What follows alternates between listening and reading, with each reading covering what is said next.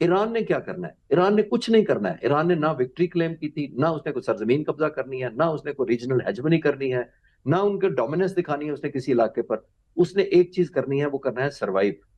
अगर ईरानी हुकूमत और लोग इस चैलेंजिंग टाइम से सरवाइव कर जाते हैं, हिट ले लेते हैं, इसी तरह प्रोहिबिटिव कॉस्ट इम्पोज करते रहते हैं, तो लॉन्ग टर्म में कुछ अरसे बाद ये नैरेटिव गेम अमेरिका की खत्म हो जाएगी। ये परसेप्शन नहीं रहेगा जो वो क्रिएट कर रहे हैं कि हम बहुत बड़ी ताकत है।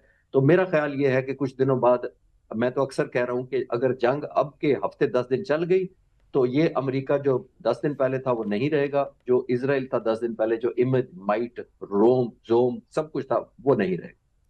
अच्छा, दूसरा चिश्ती साहब इसमें यह भी गाइड कीजिए कि जैसे मिडल ईस्ट है और वहाँ के जो हालात हैं वो एग्जैक्टली आपके सामने हैं, जो पावर क्राइसिस इस वक्त वहाँ जन्म ले चुका है और उसकी वजह से पूरे रीजन में फैल चुका है।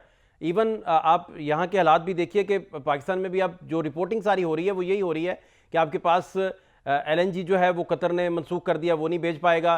पेट्रोल को कैसे स्केड्यूल करना है, कैसे चीज़ों को लेकर चलना है, तो ये सारी डिबेट जनरेट हो रही है बड़ी शिद्दत के साथ।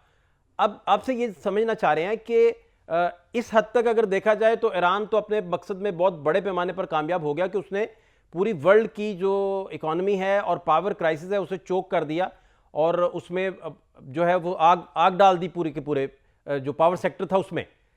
और बहरा हुर्मस जो छुड़वाने का दावा था वो अब तक नहीं हो सका। जो ट्रंप कह रहे थे, वो जो गारंटियां दे रहे थे, वो कोई मानने को तैयार नहीं।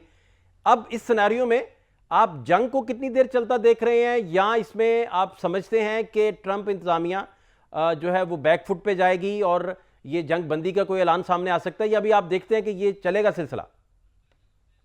देखिए, अगर तो ये शॉर्ट एंड क्रिस्प होती तो अमेरिका को बहुत फायदा होना था। और आप नोट करें कि अमेरिकन प्रेसिडेंट ने अपनी पहली तकरीर में ये कहा था कि हमने हमला कर दिया है, अब ईरानी लोग टेक ओवर कर लें। पहले तो मैं इस पर हैरान था कि अमेरिकन प्रेसिडेंट, जो सबसे ताकतवर आदमी है, वो अपनी जंग के जीतने के अंदर दुश्मन मुल्क के लोगों की कंट्रीब्यूशन चाह रहा है, यानी खुद आपकी कैपेसिटी नहीं है चेंज करने की। तो पहला तो वो नॉन स्टार्टर मुझे लगा था। ठीक। अब जंग जितनी प्रोलॉन्ग होगी, ईरान का, जैसे मैंने पिछले सवाल के जवाब में अर्ज किया, कि उसने जी। सिर्फ बर्दाश्त करना है, सस्टेन करना है, एक रीजनेबल कॉस्ट इंपोज करते रहना है अमेरिका और इसराइल पर। लॉन्गिटिविटी डिपेंड करेगी कि ईरान का स्टेमिना कितना है, जो कि मेरा मानना यह है कि रीजनेबल स्टेमिना है। उनके पास तकरीबन 50,000 के करीब मिसाइल हैं, जिसमें से 10,000 बड़े लीथल और क्रूज मिसाइल हैं। उनके पास 80,000 के करीब शाहिद मिसाइल हैं, जो ड्रोन्स हैं, जो इकोनॉमिकल है, 10-15 हजार डॉलर का सिर्फ पड़ता है। उनके मिसाइल्स की जो रेंज है वो भी 1 लाख से लेके 2-3 लाख से ज्यादा उनके क्रूज मिसाइल की नहीं है प्राइस। जबकि अमेरिका को एक टोमाहॉक या एक पैट्रियट मिसाइल बहुत महंगा पड़ता है, 1 से लेके 4 मिलियन डॉलर तक। जो थर्ड मिसाइल का एक मिसाइल है वो 15 लाख के करीब है।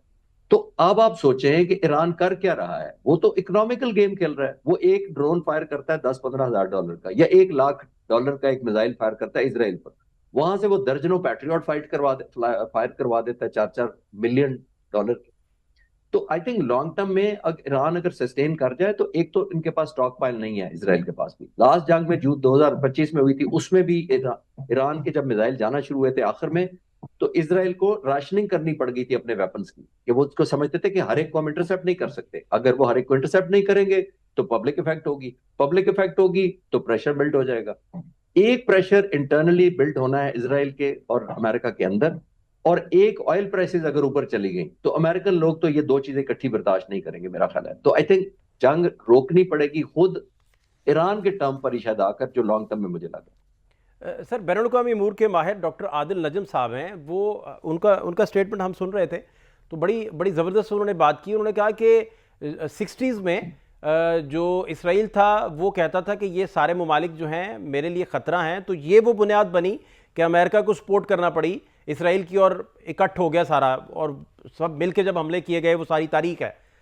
अब वो कहता है कि सारे मुल्क ये समझ रहे हैं, अब देखें कतर पे जब जाके लगेगा, मिसाइल हिट होगा, सऊदी अरेबिया पे होगा, दुबई पे होगा, यूएई, सारा इस सारे रीजन में होगा, तो वो कहते हैं कि नेतन्याहू के लिए और इससे बड़ी क्या बात होगी कि सारे ममालिक, मुस्लिम ममालिक जो हैं वो सारे के सारे ईरान के खिलाफ उसी तरह हो जाएंगे। और ईरान कह रहा है कि मैं वहाँ इंस्टॉलेशंस पे हमला कर रहा हूँ जो अमेरिकन हैं, मुस्लिम ममालिक कह रहे हैं कि आप हम पे हमला कर रहे हैं। तो ये सारा सिलसिला, इसमें विन विन सिचुएशन फिर किस तरफ जाएगी? इसको किस तरह हसासियत से देखने की जरूरत है, और मुस्लिम ममालिक का रोल फिर इधर क्या बनता है इस वक्त एग्जैक्टली? ये आपकी बहुत अच्छी ऑब्जर्वेशन है, और ऑब्जर्वेशन इसलिए वैलिड है कि बुनियादी तौर पर वाकई उसने बहुत ज्यादा एक फियर क्रिएट की हुई थी अमेरिका की नजर में कि अरब मुल्क मुझे खा जाएंगे, इसीलिए जंगें भी हुई, इसीलिए उसने फलस्तीन के इलाकों पर कब्जा भी कर लिया, अपने आप सिक्योर करने के लिए अपना बॉर्डर एक्सटेंड कर लिया, अपनी स्ट्रेटेजिक डेप्थ को बढ़ा लिया। सर। यही सब कुछ बताते हुए कि मेरी तो मजबूरी है, मैं तो इनसे खतरे में रहता हूँ, ये मुझे खा जाएंगे। बिल्कुल आपने ठीक कहा।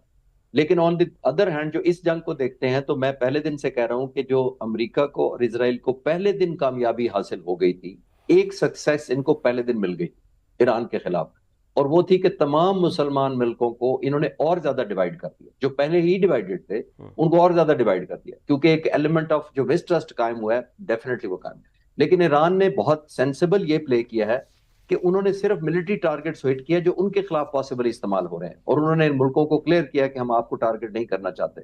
और ये दूसरे मुल्क जो हमारे जो इफेक्ट हो रहे हैं, जिनको फायर किया गया, कतर है, यूएई है, सऊदी अरब है, इन्होंने भी बहुत सेंसिबल प्ले किया। मैं अप्रिशिएट ये करना चाहूंगा कि इन्होंने उस तरह रिटेलिएट नहीं किया, क्योंकि अगर ये अटैक कर दें अपने वेपन्स के साथ, तो ईरान के पास एक और लेजिटिमेट रीजन आ जाएगी कि इन लोगों ने मुझे हमला किया है, तो मैंने इन पर हमला करना है, तो उस पर नेतन्याहू और सेलिब्रेट करेगा।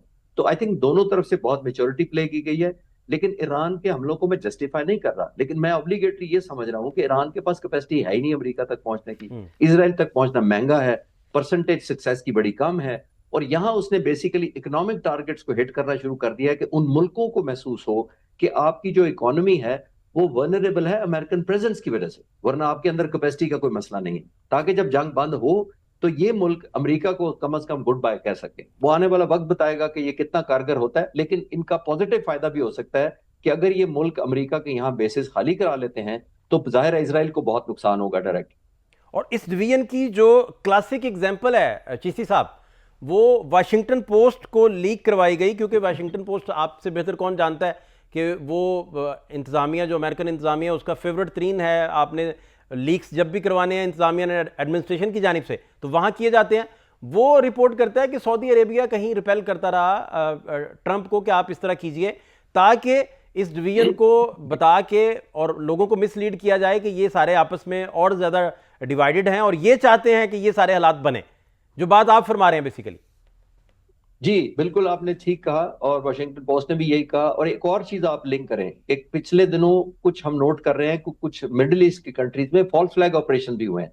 ये नहीं जो ईरान कह रहा है कि मैंने नहीं किए, जैसे ताजिकिस्तान का वो जी, कह रहा है कि मैंने ताजिकिस्तान, नहीं जी किया। एग्जैक्टली। तो ऐसे मुल्कों को ल्योर किया जा रहा है ताकि वो जंग के अंदर कूद पड़े, ताजिकिस्तान नॉर्थ की तरफ से आ जाए, ईरान के ऊपर प्रेशर बिल्ड हो जाए। कुर्दों को वो लॉन्च कर रहे हैं अमरीकी, मिडिल ईस्ट के लोग खुद इतने गुस्से में आकर रिटेलिएटरी करे ताकि ईरान गिर जाए, और इसराइल सिर्फ एक तमाशा देखे इन्हीं को आपस में लड़ता हुआ, ये अपनी कुवत एक दूसरे पर, अपने सोर्सेज, अपनी मिलिट्री एक दूसरे पर लगा ले। ये बहुत बड़ा गेम प्लान है, इसमें सब कुछ समझ